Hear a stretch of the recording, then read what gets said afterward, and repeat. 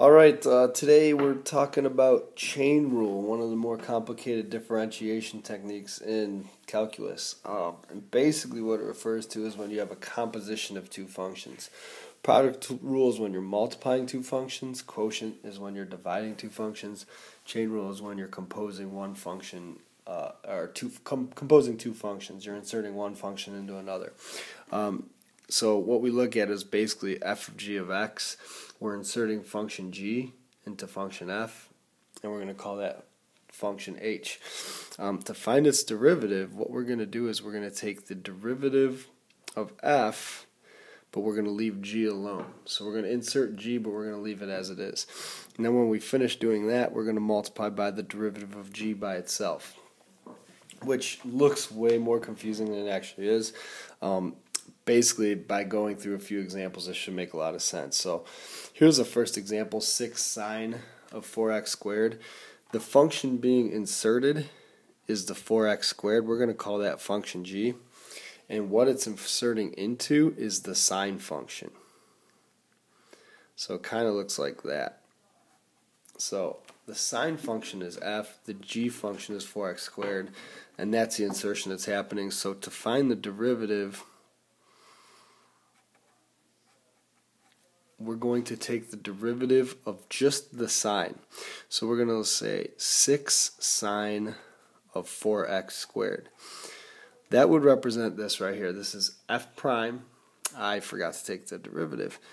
That would be 6, I apologize, 6 cosine of 4x squared is what it should be. So sorry about that, ignore that. It should be, because the derivative of sine is cosine. So we get 6 cosine of 4x squared. That is me taking the derivative of sine, okay, leaving everything else as is.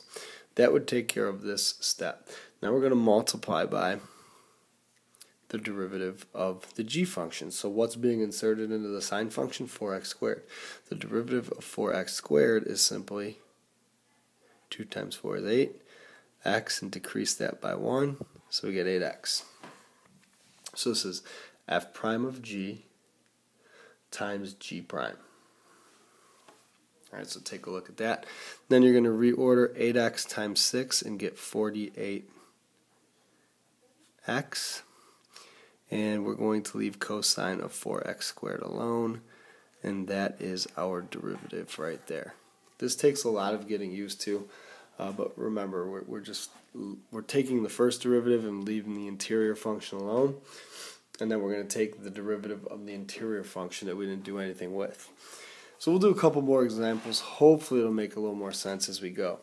This function, you don't have to write this every time, but in this case the f function would be x to the 4th, or 3x to the 4th if you want. And the g function being inserted into there is 6x squared plus 2x plus 1. So that's what's happening here. So when we do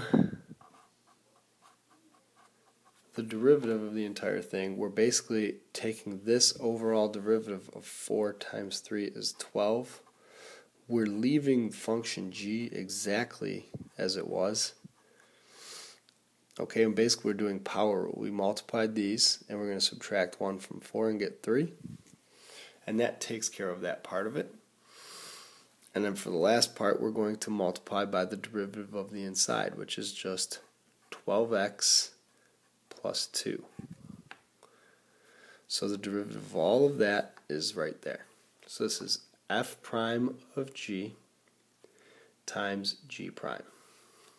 And then if you can, you multiply everything out. Maybe a good idea might be to distribute this 12 to those. You don't really have to. I'm just going to, just to clean up a little bit, but 12 times 12 is going to be 144x, and 12 times 2 is 24.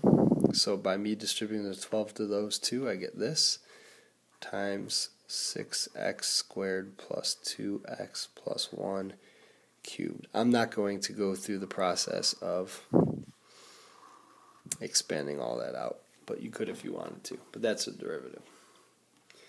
Alright, then we have this next one. This is a lot trickier than it looks.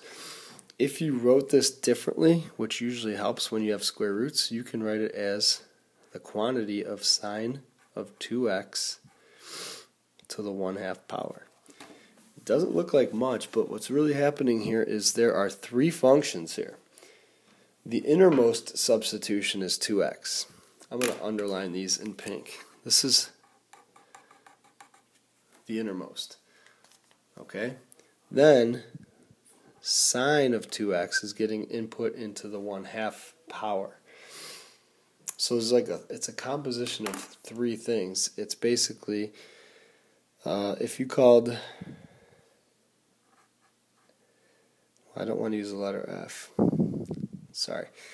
We could say a of x equals the square root of x, b of x equals the sine of x, and c of x equals 2x. You would actually end up with this getting put into there, and then that getting put into there. We have a of b of c of x. So we have a composition of three functions, and we're basically doing a couple of chain rules at a time here. What it's going to look like for its derivative, we're going to do one at a time. We're going to look at the overall 1/2 power as our first problem we're going to get rid of, and we're going to write power rule 1/2 sine of 2x to the negative 1/2 power.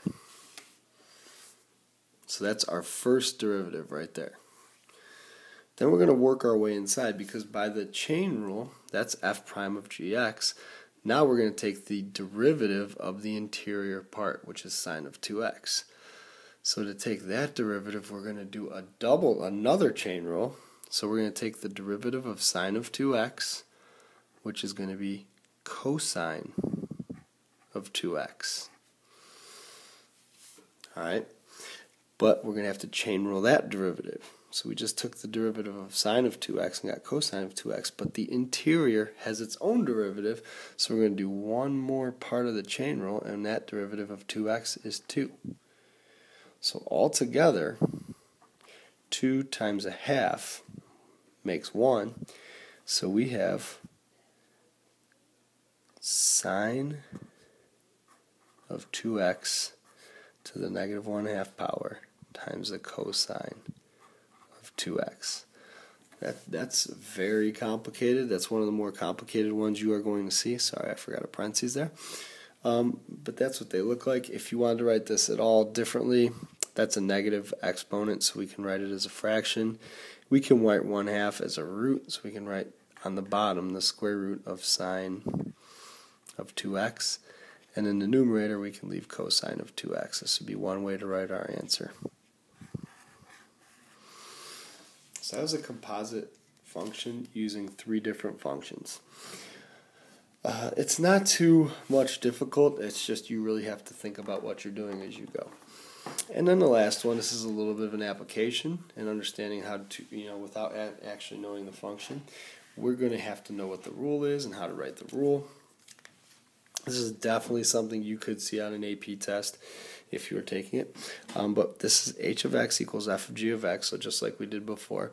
And now they want us to find h prime of 3, the derivative at 3. So what you need to do is you need to understand what h prime of x looks like. Based on our definition, you need to know that it's f prime of g of x, derivative of the outside function, leave the inside function the same, times g prime of x. Then after that, it's not terrible, it's just reading the table correctly. So the derivative at 3 would be f prime of g of 3 times g prime of 3. So we're just going to work our way through that. So we start by finding g of 3. So g is here.